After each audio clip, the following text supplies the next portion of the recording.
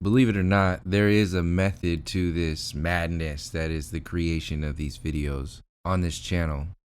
I don't necessarily know what that method is because these topics come naturally. I'm not forcing videos as I would say I kind of did in previous years because there was so much to talk about in that I was just creating, starting out my catalog, my channel, and really there was just so much I hadn't hashed out on my own. So I had to really go into this information that was still in many ways new to me. I might have had some kind of grasp or awareness on what was going on, but many times I was speaking to the mirror that is this channel and the people who view this channel as I was speaking to myself, learning as I was sharing this information.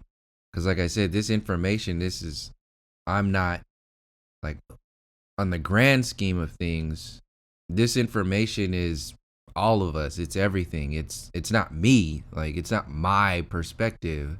If I was coming at it from that perspective, then I wouldn't be able to do or speak on a lot of this information. Because if you have that perspective, you're going to limit yourself from how far you can go. So starting out, I had no plans. It was just like when I was talking to my brother about it, when we first started, it was just kind of like let's do some funny stuff, let's do some informative stuff all in the same thing and not have any kind of boundaries, not stick to any script that the production model puts out there that you have to follow. No. It was more about the information and sharing and when I opened this channel, it was mostly about sharing like how I see things. And then we were going to work on different channels and do different things on different channels. But this one was focused on starting out like kind of like almost like a vlog, an informative vlog. Like I didn't want to share people like what I was eating today or shit like that. It was just like, all right, well, this is what I'm discovering. This is what I'm unveiling to myself and how I've gone from this beginning understanding to this weeks, months, years later of being aware of this information and knowing that it'll help at least one person go through that same journey was enough. That's all it was. It was just I didn't care about the subscribers, still don't. As far as like the numbers and everything, it's not my thing. And that kind of gives like a creative freedom that I really enjoyed that a lot of other people don't have.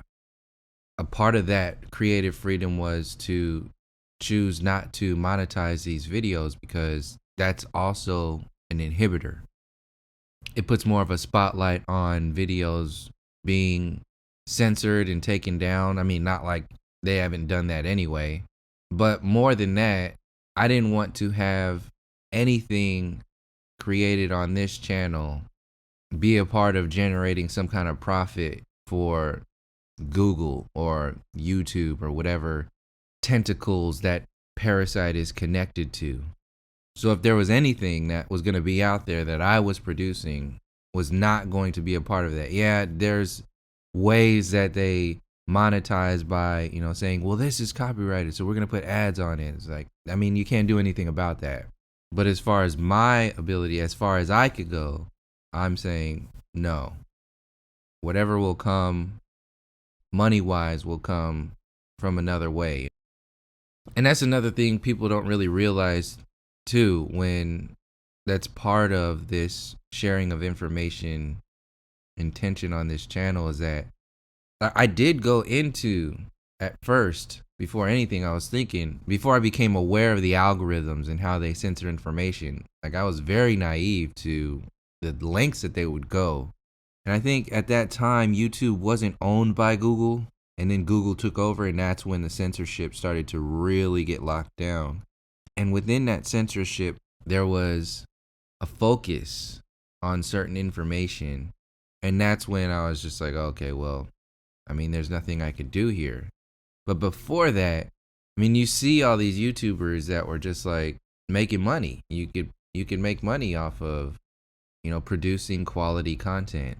And that was, in the beginning, that was like a thought, that was a possibility. And what people don't realize is that this infrastructure, this system is literally like cashing out the most idiotic, mind numbing, mind controlling content out there, while people who are producing quality content that doesn't fit the narrative are in fact losing money in many different ways. Putting all this time and energy into this production, and then for that content to just be swept under the rug, pushed into a corner, and in many times not even shown to their own subscribers. That's like beyond. To have subscribers be removed from your channel, to have likes be removed, videos being removed. I mean, that's a polar opposite. This is just, I'm saying this just to say that there's an intention with this, a deep intention that is affecting people on many different levels. In their attempt to hide information to the masses, the individuals who are sharing this information are also being affected. This is a mirror image of what's happening to the indigenous people. This was part of why I went on my vow of silence. We have been silenced for profit. We have been censored for this mainstream official narrative to be able to grow and remain the focus of the masses of people, in many ways for profit. There are and have been people who fight back all the time. There's people who are aware that this is a war. They've put their lives on the line. They put their well-being on the line. When putting this information out, putting all this energy and time into producing this kind of content, it changes your life. This is not just an online thing. I mean, the interaction with people. I wanted to make that even more of a known thing and more of a reality in when I was taking the vow of silence for a year, because that was taking my online interaction and making it go live in a sense. It didn't have to be live to the world. It was live to me, and that's enough. And the little bit of people who were aware of that liveliness was just the extra. And that perspective was also needed too, because there was a lot of people who, even to this day, were not aware of how lively that decision was and what it was connected to. The reasons why I stopped speaking for an entire year. So many people, so many groups of people that have come and gone before me have taken those sacrifices, have put their lives on the line, have gone out there and protested and stood up for something. In comparison to the masses of people, is not that many, but you don't need that many. It's the information that matters. It's the why that matters. Why are people, doesn't matter how many people are doing it, why are these people choosing to do this? Why are the native people standing up for the water rights? Why are they blocking the building of more oil pipelines? Why are they coming together and taking over a small little nothing in the big scheme of things, a nothing island like Alcatraz? Why did they do that in '69? Why did John Trudell do what he did in speaking the way he did against this system and for his people? Why were people like Leonard Peltier and Mumia locked up? Why were all the political prisoners locked up and still being locked up in silence today? I might not be able to directly thank these people and these movements, but in taking that year off of speaking, that was my way of standing with them, paying homage to the work and the sacrifice that they have put out there for the people. This is a big part of why people ask all the time, oh, why do you speak on race all the time? Or why? And there's some people who say, well, there's not so many. Like, there was a comment, and I'll get into that comment in a little bit, So there's people who ask all the time, why do you always talk about race? And then there's people who say, well, you always say that people are telling you not to talk about race, but there aren't that many. And that's not the case. You don't know how I'm seeing what I see in real life. You're not seeing my experience in my day to day. People only see what YouTube comments are.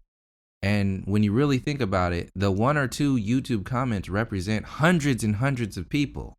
So the people who actually just, have to vomit what they're saying in reference to that, that's just the ones who can't hold it back. That represents so much more.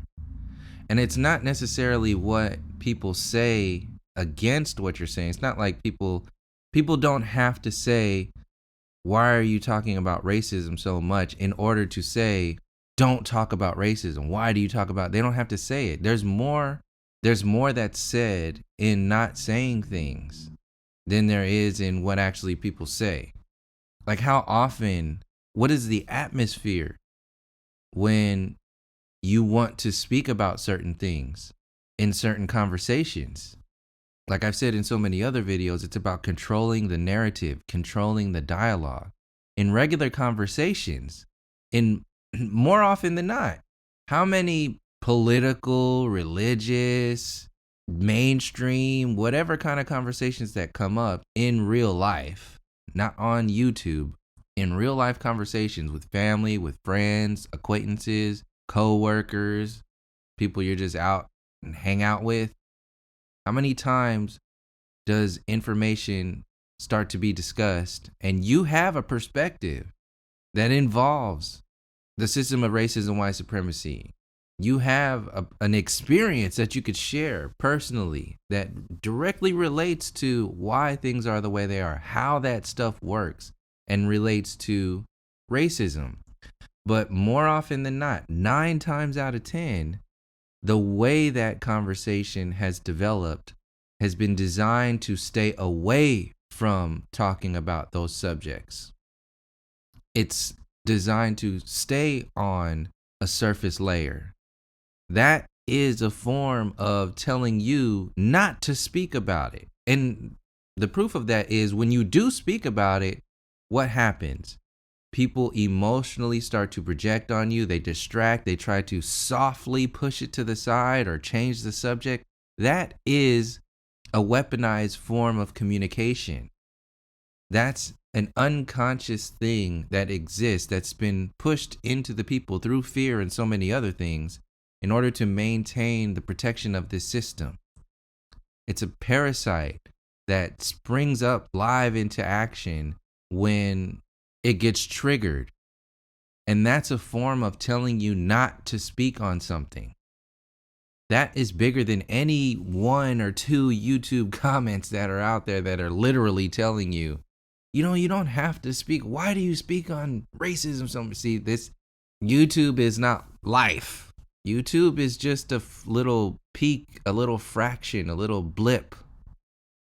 So the drive, the energy behind speaking on the subjects in the way I speak on these subjects, 99% of it comes from real life experience. The little remaining 1% comes from like how I see what happens on YouTube. Interaction through comments, censorship by YouTube, Google, the government behind that, so on and so forth.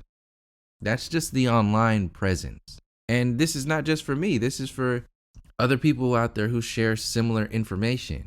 If you're talking about this information, they're coming from experience. You better be coming from experience because there's no other way to talk about this information, because you have to have the ability to empathize with the depths of this information to even go there.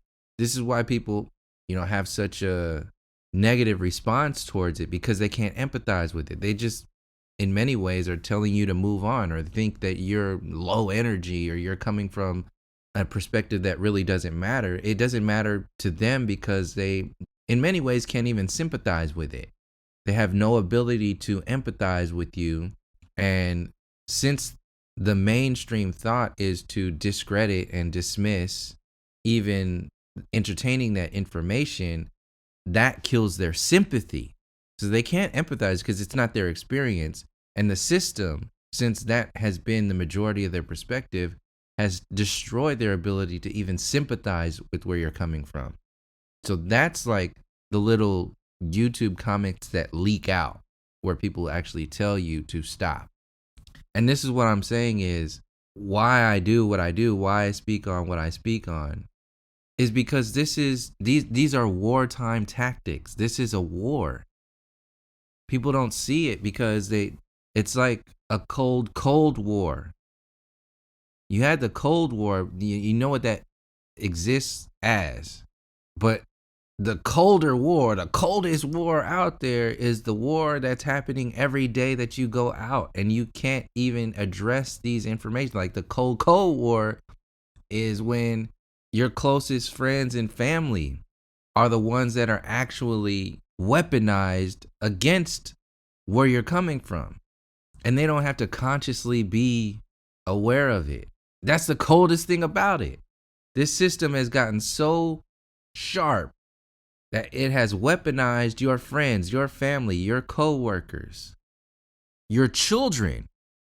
There's children that are so inundated with the mainstream perspective, the mainstream fear.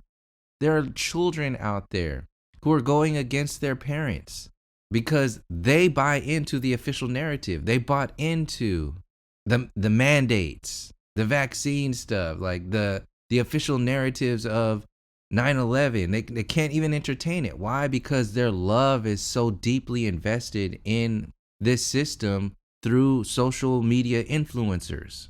They trust the system because their social media influencers trust this system. And if you don't trust the system, then that creates a chasm between you and your children. A chasm that can't be bridged because you have the little 0.1% of interaction with your children when they're not on social media. Because even when they're not on social media, they're thinking about social media. And that counts as time. Like back in the day when rock stars used to influence kids and parents couldn't, there was no way they can get to them because it was them. But think about, multiply that times 1,000 now, because these rock stars are now in their hands and in their minds constantly. Back then they were just in their minds because television and the radio was like influencing them every now and again. But nowadays they have access to their social media influencers every moment of the day. And that just takes down your ability to interact with your children even more so. It makes that space between you and them even bigger. And now that these rock stars have been activated as political influencers, their stranglehold over the minds of your children is even deeper now. It's stronger. And I've seen it with my own eyes, the fear, the knee-jerk reaction. Oh, don't do that. Don't say that. Don't. The fear is so thick in these children that they now feel like they are the authority over the parents because they are more trustworthy in this system. And this comes from largely the foundation where this is set is in the conformity levels through the education system. Back then, you could fight against the system, like kids were, fighting even more against the system. But now the system has become the cool kid, conforming, being an NPC, being part of the group. And it's not because it's cooler. Like I said, the social media, the online influence, it's largely because the fear has been amplified so much. Back then, you weren't able to be canceled online. Like the communication online wasn't there. So think of it as a weapon. Today, kids, as soon as somebody does something stupid in real life, Facebook picks it up and sets that shit on fire. What does that do to kids in interaction? They do less. They become more fearful of everyday reality. They don't want to become a meme. They don't want to become the laughing stock of reality. There's cameras, phones everywhere. So this is affecting their their nature, their growth process.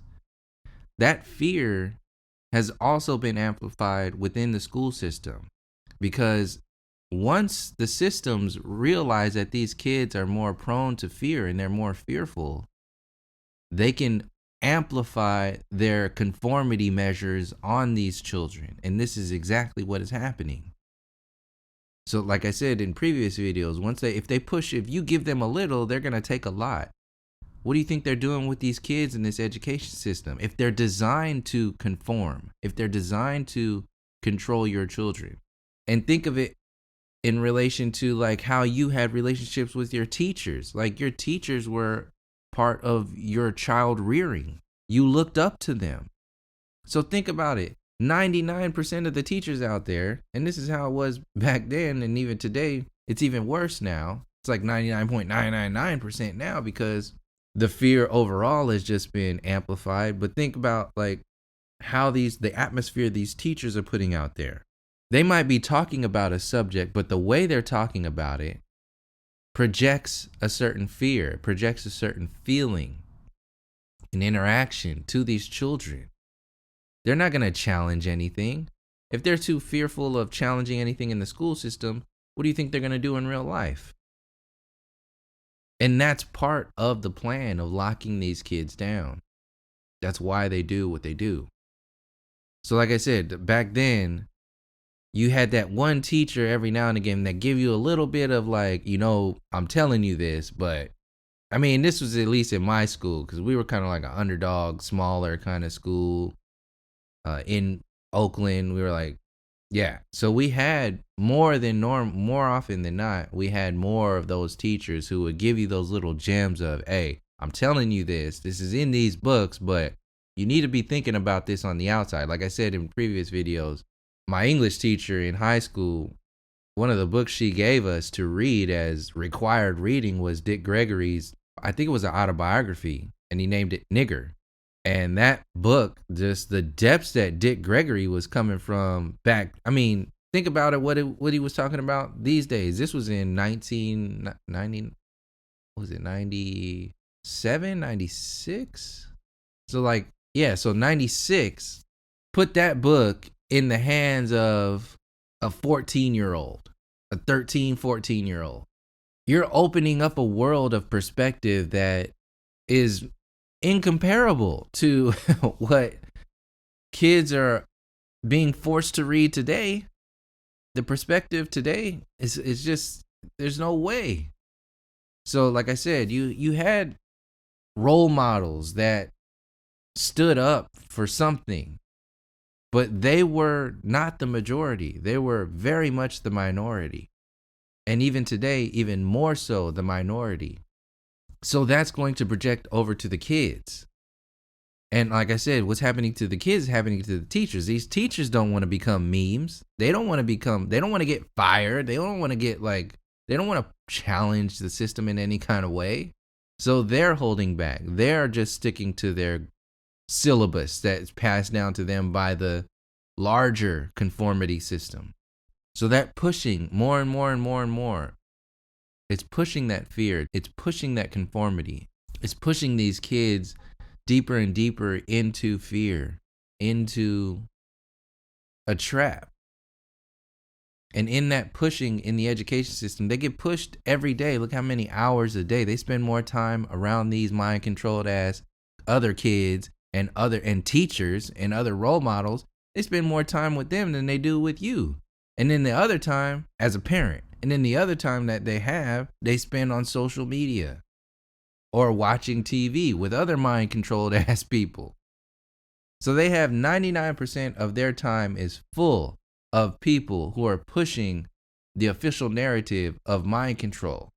And these kids, think of the child mind. Like people who've seen that video where Venus Williams' dad goes off on that reporter who was talking about like, what makes you so confident? Where does this come from? Are you sure you're confident? You don't have any fear? You don't think you're gonna lose at all? And she's just telling him like, no, I'm fully confident. And it's like, how confident are you? And then Venus' dad comes in and says, hey, shut the fuck up. You're dealing with the mind of a child. If she tells you she's confident, she's confident. She's a child. Don't fuck with that. Because there's an authority that comes from just being older, the being an adult. That's the same kind of thing that happens every day when these children go to school. They're in that system that is constantly telling them, do you really want to think like that? Are you sure about that? Constantly bringing them down into the system. That's a magic. That's a war. That's a weapon. See, we're unaware. We're unaware of this cold war weaponized reality. And since you don't know that you're at war, you don't realize the weapons that are out there. And one of the biggest weapons, like why I do what I do on this channel, is the separating you from yourself, through fear, through ignorance. Because the most hardcore soldiers that are going to be out there are the people who are deeply aware of who they are, who their ancestors were. If you don't have a foundation to stand on, you don't have a chance in hell. Another part of that, helping in so many ways, fallen soldiers, living dead soldiers, is realizing the most heavily mind controlled, based upon the mind controls that are running every day and every moment inside of the people. First of all, who are the soldiers who are most attacked and how? It's our own people, the ones who are being attacked by themselves, by their family, by their friends, through systems like the system of racism and white supremacy existing inside of them, keeping them away from connecting with their ancestors, connecting with the land, connecting with the infinite, instead of glorifying the finite. Who glorifies the finite more? The system itself glorifies the finite, but you have people wanting to be like the people who are glorifying the finite. So they are two steps deep in that mind control. So it's like an artificial trying to be like an artificial. This is the masses of the indigenous Americans, for example, of people, the peak of this new world mind control, to focus, and then you can expand it into the rest of the world. To focus, the most heavily mind controlled are the American Indians, the indigenous so-called black, copper-colored Americans, who are so many orders of magnitude separated from who they are trying to be like the system of oppression, glorifying this system of oppression and the people who run that system of oppression. These are the soldiers. These are the sleeping giants, the fallen soldiers, the living dead soldiers, who are so deeply rooted in that mind control that they are, in fact, going against their own people, going against themselves, training their own children to do that in the future generations. Now, in saying that, and this is nothing that happens in every time a video comes up talking about the system of racism and white supremacy, every time there's going to be a so-called white person who affiliates with that white label saying, I'm white and I don't agree with this. I'm struggling every day. This system is against all of us. Now, they're not saying you're wrong for saying what you're saying, but in their actions, they are very much dismissing you and your perspective. They have been weaponized against you just as you've been weaponized against yourself. And like I said earlier, that one comment represents hundreds of other people who actually feel the same way, if not worse. More extreme than that. But they are second. I'm not even concerned with people like that. They're not even the side dish. They're not even on the table. They're not in the discussion. Why I share what I share, for the most part, the meat and potatoes of it, is because in this war, you need soldiers. You need support. If you're going to move anywhere, like I said in previous videos, you can't move anywhere with broken legs, broken limbs, broken minds. But the design is to tell you that you can. Oh, we need to just come together and unify as one, as humans, and just get on. Don't talk about racism. Just get over it. Jump into technology, jump into the metaverse, jump into fake space, jump into fixing the climate, jump into your first black president. Hey, we fixed it. Everything's done now. Jump into whatever these politicians are selling you, and then that's it. There's no interest at all in healing what has been weaponized against us, ourselves. And that's on purpose. And that's, like I said, that's another wartime tactic that needs to be stopped. If you need soldiers in a war, they have to know what they're fighting for. If you're going to tell them they're fighting for climate change, there's no connection there. First of all, that's some bullshit. Second of all, there's no personal connection to that. There's a deep personal connection to your relationship with your ancestors, your relationship with the land, history, the actual observation of what has happened, justice. There's a true connection to justice. These are all things that people will live and die for. Ain't nobody gonna live and die for fucking Elon Musk, Tesla, and climate change. That's some bullshit. Same thing goes for flat earth and all that, and all the truther shit that's out there. As important as the information connecting to, that's just surface layer. Because at the end of the day, a lot of the times that what happens is that the information starts to become a distraction, and the interaction, the need to be distracted, becomes the focus. And that's another weapon that happens. That's another thing that happens specifically in these truther communities. They get so caught up in how smart they are, how much they can break down about the words and the numbers and all the algorithms of the surface layer shit, that they have no real legs to stand on. There's no foundation there. There's no goals. There's no link to the people. There's no connection to the healing of the shit that's still going on every day. And like I said, the controlling of that dialogue through stuff like that, through the deflection, is a huge weapon. The way I approach what I do on this channel is to address head on these weapons that are invisible in many different ways. The internal weapons, the psychological weapons, the weapons that are existing inside of our children. Going back to that Joe Rogan thing that's going on, you can see the weapon of dismissing your entire perspective. He had to put out an apology video now because of that N-word compilation that is out there. But there's no genuine anything behind that. He doesn't give a shit about you. He doesn't think that he did anything wrong. And just his response of verbatim saying that, I just hope that this becomes a teachable moment. Teachable moment? Why are they always trying to teach you some shit? Who made you the teacher? You just being seen for who and what you are on a deep ass level, and now you still want to say, oh, you're the teacher? I hope this is a teachable moment. That's a form, that's a weapon, that's a way of controlling the dialogue.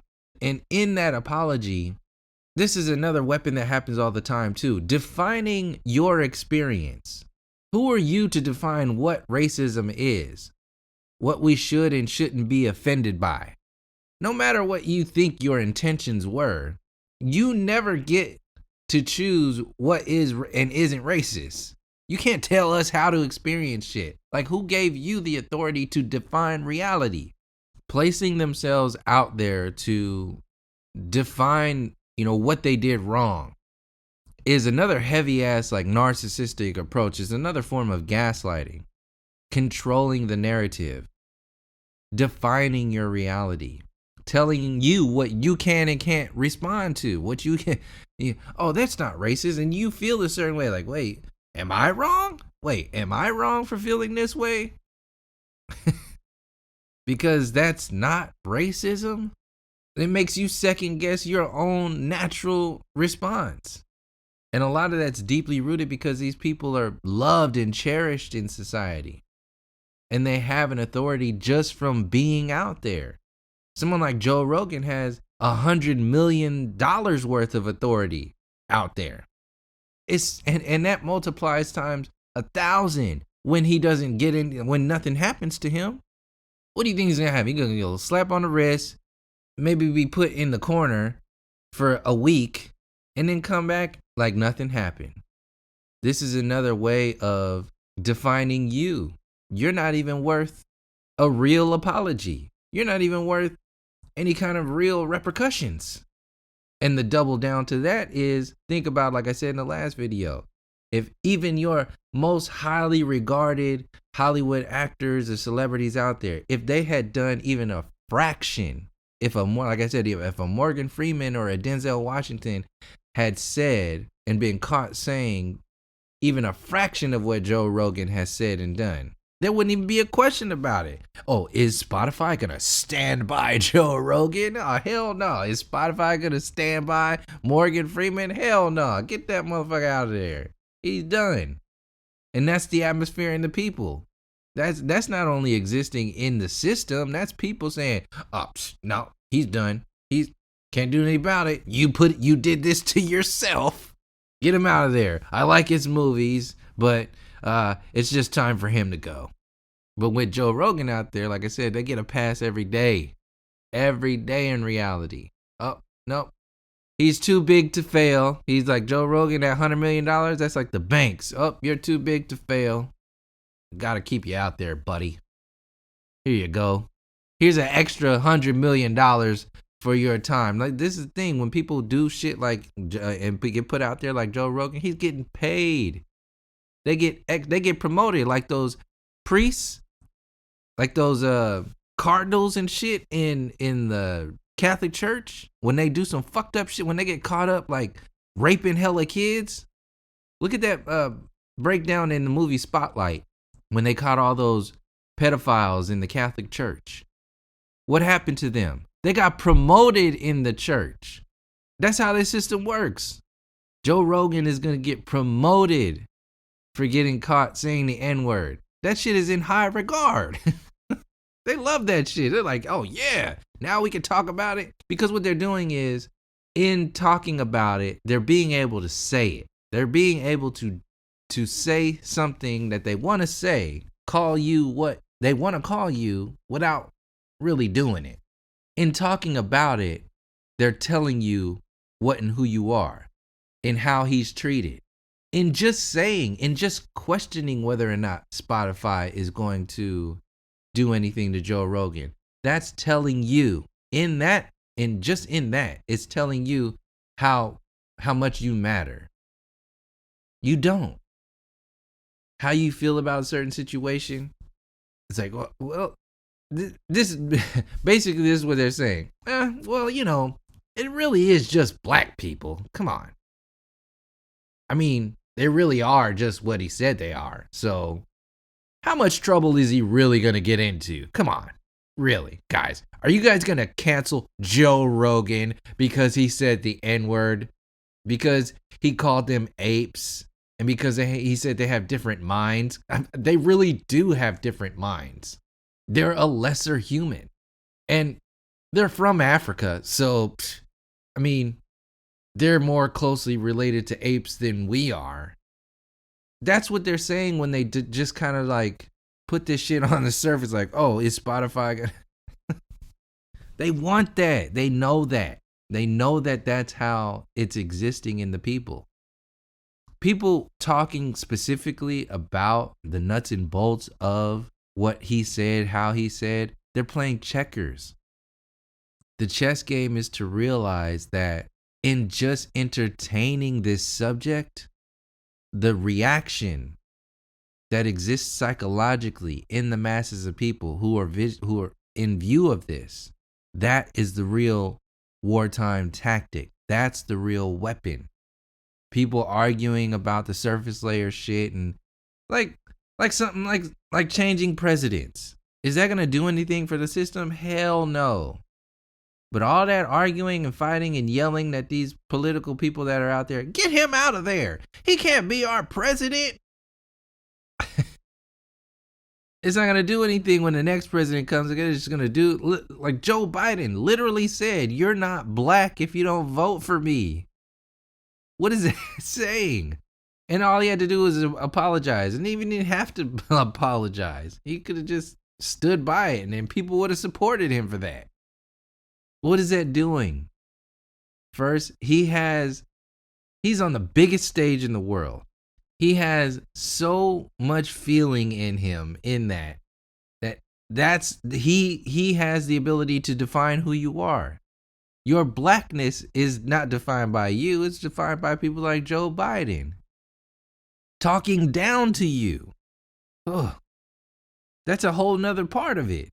To define your reality, the authority to define who and what you are, and then the gall to just talk down to you like you're less than, like you're some little badass, little bastard ass kid. Listen, black people, shut your mouth for a minute. You're not black if you don't vote for me. How about that? Let's just move on. You got a choice between a piece of shit and somebody who's not a piece of shit that, you know, at least says that black people are human. He's just, the other guy is just extremely racist. I'm only just hidden racist. So, you know, are you a black person really gonna vote for somebody who's just overtly racist? No. So if you're not black, if you don't vote for me, hey, and I could say that because you're so stupid and you're not gonna do anything about it and you're just gonna vote for me. And then people say, okay, you're right, daddy. I'll just vote for you because there's nothing else I could do. That's another reason why I do what I do on this channel, is because there's so much more that you can do. And it's not about doing something in this system internally. The undoing of what has been done is more doing than anything you can do ever. And why a large part of why I do what I do on this channel, why I speak on what I speak on in this channel, the core of it is the undoing of what has been done in this cold war, in this mind control that exists today. Part of it is why, because there's not enough focus on the undoing of what has been done. There's not even enough awareness of what has been done. That's another part of it. It's like 50-50 undoing, and the other 50% is the what has happened. If there's deflection against even becoming aware of what has happened, then you can see that's a threat. Something's going on there and something needs to be done. If there's an attack and a pushback from your own people, the ones you're still trying to undo and share this information about what has been done, then that's another proof of there's more work that needs to be done. There needs to be more ways that this needs to be put out there. For lack of a better term, my gift, in a sense, is the ability to translate this information and put it in a way that people can digest it. People can see where I'm coming from, the very complex perspectives, to help undo and even see what has been done on some subjects that are very taboo in many different ways for individuals and masses of people. So if that's part of who I am, then I'm going to put that in my art. These videos are like little pieces of poetry, in a sense. Some of the people that I look up to, like Nina Simone and Gil Scott-Heron, like these poets that are out there, poets that are sharing information that is not necessarily easy to digest. And in the foundation of that, like where you're going with that, people like Malcolm X, Khalid Muhammad, the ones who were pushed to the side so other narratives were expanded upon. They put so much emphasis on Martin Luther King Jr. because they didn't want any attention going to Malcolm X. That's another thing that people don't realize. And then to double down on that is when you have people saying, using words of people like Malcolm X, is like, just because you're talking about, or Martin Luther King, just because you're talking about, you know, perspectives Malcolm was coming from, doesn't mean you're going against everything Martin Luther King Jr. was saying. Of course not. There are some things that Martin was doing that Malcolm was like, no, we can't do that. We have to go deeper. But overall, like the rest of everything he was saying, he was standing on something. And right before he was assassinated, Martin, he was moving more towards what Malcolm was coming, or where Malcolm was coming from. And Khalid goes orders of magnitude way deeper than both of them in many different ways, but leaning more towards sitting right on where Malcolm was coming from. And then people like John Trudell comes from another perspective, but speaking with the same intensity. These are poets, all of them speaking and standing for the political prisoners, those who have been imprisoned for just standing up for this information. So this is why I do what I do. This is why my channel is what it is. It's not that I'm caught up on racism. No, I understand where the biggest bleeds are in reference to the soldiers that are out there. We need soldiers in this war. Some people aren't even aware that this is a war going on. My attention goes to the bleeding out of the soldiers on the field, helping them get up and focus. They're dealing with concussions. They're dealing with shock. They're having trouble breathing, bleeding out. Fix that so we can move on, so we can do something about these systems that have been weaponized against us.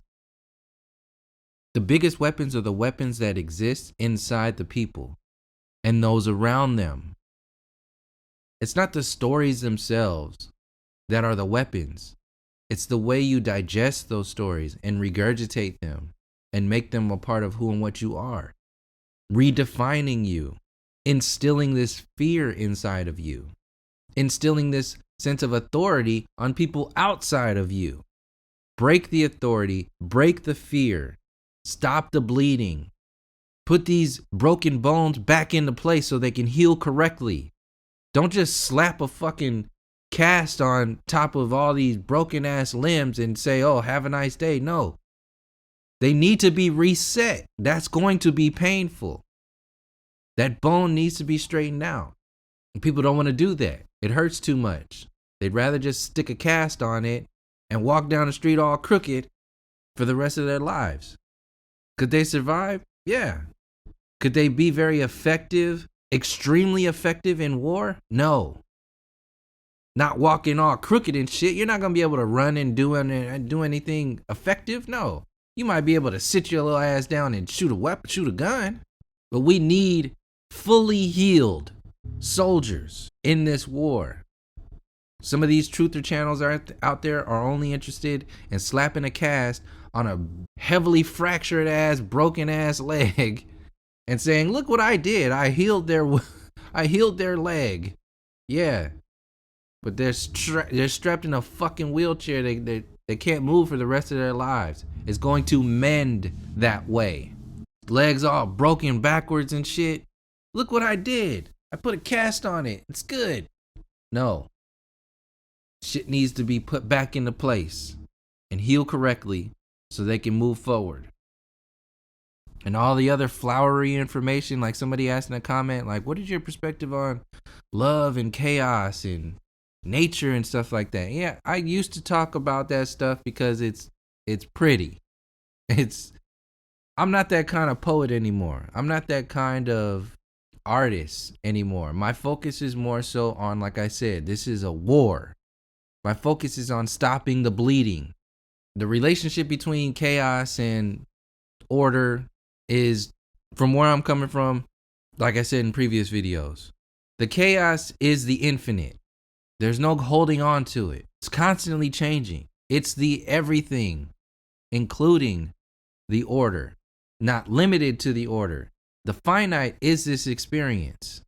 And the relationship between the finite and the infinite is the relationship between the order and the chaos. You are the straight line, while the chaos is the infinite out there all over the place. The curves, the music, the colors, the art. Then you have the math and the science and the straight lines. It's the on and the off, the electric and the magnetic. There doesn't need to be hours upon hours of breakdowns of what that is, in my perspective. I've broken it down in previous videos in many different ways. Enough from my perspective. Beyond that, I'd rather focus my energy, my attention on these fallen soldiers, on the broken bones, on the heavy bleeds, and these air blockages, keeping people from being able to breathe. And as long as I keep becoming aware of different ways that we are being attacked, and becoming aware of how different people are deflecting from the realizing of that information, I'm going to stay on it. If there's more and more people that start to come to this awareness, then I won't have to do it anymore. But a big part of my creation process is the realization of gaps in the space. If there's information that isn't being spoken upon, then I will focus my energy on that. If I see that that information is very relevant and part of the healing process, if it's not for you, it's not for you. Don't listen to it. Move on. Maybe a year from now, it'll be for you. Maybe some of my old stuff is for you. I don't know. But that's also not part of my concern. In this moment, I open myself up to, without attachment, as much as possible, the information that I feel needs to be shared, like as if it needs to be shared. It's like, no, this art doesn't need to be out there, but I'm an artist. So from my perspective, I need to share it, but it's coming from a natural space, not like an egotistical sort of, oh, I need to share this because the world need. No. Just as I need to go out and walk in nature, I need to share this information. And this is the way that I do it.